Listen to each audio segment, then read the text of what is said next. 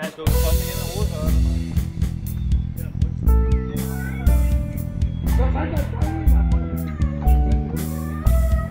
Prøv lige at lade mig trappe af lidt, mand.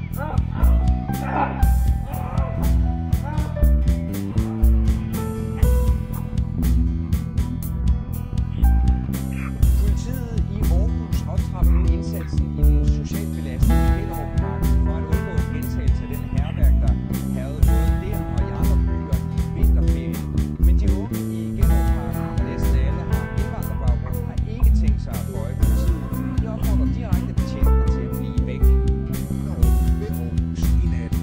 Brandfolk kæmper for at redde børnehaven Libe. Brand for sat brand. En kamp. Brandfolk tager den.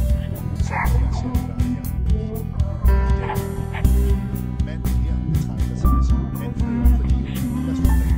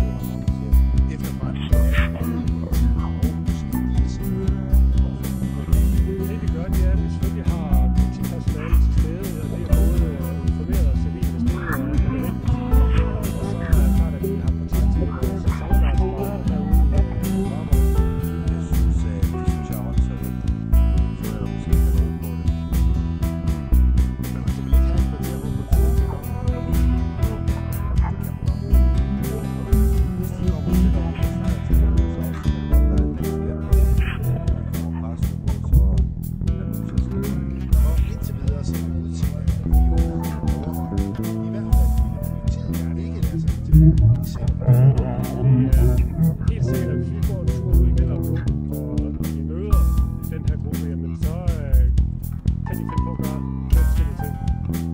Hvad er det, du bange for, at jeg er vel bange, jeg er ikke så meget bange, men altså, du oplever, at man skal se efter politiet, og efter vandløsning, og efter vagtfolk og så videre. Og så kan det være smart, at det er det klart.